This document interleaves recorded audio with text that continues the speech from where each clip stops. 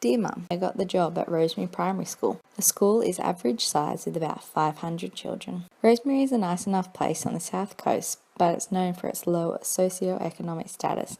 I went into school today for a meeting. I'm going to be teaching a Year 1 class. The kindy teacher from last year, Mr. James, is another young teacher. He warned me of the levels that most of the children are at and told me not to worry about extending myself because the kids aren't too bright. He made special mention of Izzy, who comes from a poor family and struggles more than others with tasks. I felt bad listening to the way these teachers were talking about these students and their families, and the deficit discourses that were circulating around the staff room. Hi again.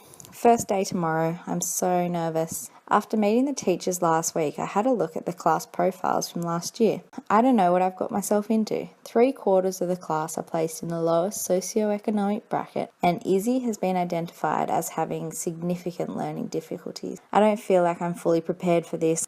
Hi guys, had my first day today. The class are sweethearts. They're all enthusiastic as I expected on the first day back at school. Also, as expected, they aren't real bright. I had a chat with a few parents this morning at drop-off, but it was very obvious which ones care and which ones don't. A few weeks passed and Miss Rachel found that the students' achievement levels were not improving as she had expected. Izzy especially struggled to settle into class. She was easily distracted from tasks and generally behind in all key learning areas. Miss Rachel knew at this point she needed to turn around her pedagogies. Miss Rachel made it her mission for the next few days to really understand what the children were going through and try to understand their position. After all, the number one standard that she knew all too well after 4 years of university was know your students and how they learn. Casual discussions with the students gave Miss Rachel a bit of an understanding of what her students carried in their virtual school bag. However, she decided she needed to speak to parents. She invited each to attend a meeting at the school. As planned, Miss Rachel conducted the meetings with a manner of seriousness. She explained the lack of comprehension and improvement in the classroom and asked that the parents strive to assist their children in reading and homework activities. After the first 8 interviews, Miss Rachel knew she wasn't getting through to these parents and she had to change tactics. She thought back to all her years at uni and realised that she was going about this the wrong way. The only way to totally understand the situation that these students were in and understand their home lives was to listen. She scrapped her script where she was the expert and instead became the learner.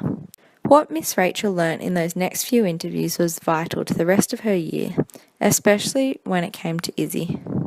Miss Rachel learnt that Izzy was an aspiring musician. She loved to listen to music at home and was always singing along. She enjoyed learning the lyrics by listening to the music slowly and writing them down. Of course, the family did not own a computer to look them up. She also writes her own songs.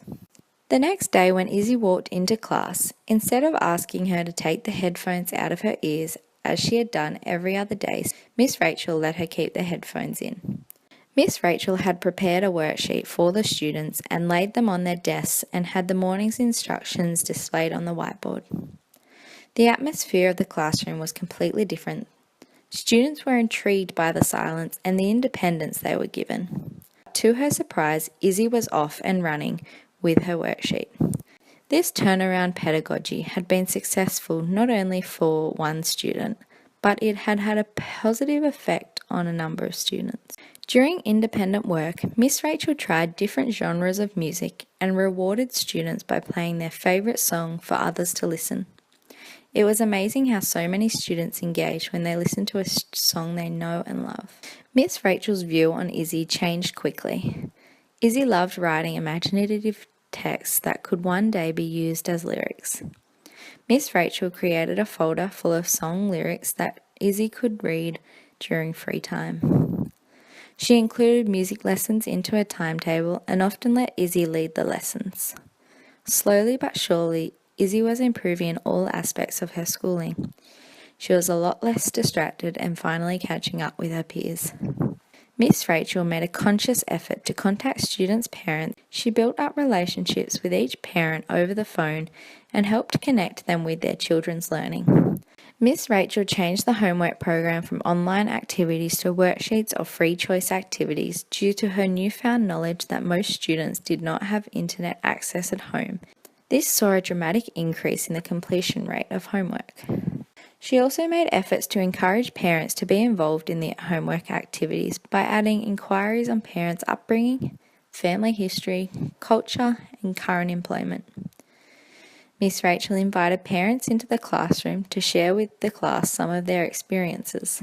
Miss Rachel knew she still had a long way to go to move beyond the deficit discourses placed on her students, but she was excited by the potential that she now knew her students possessed.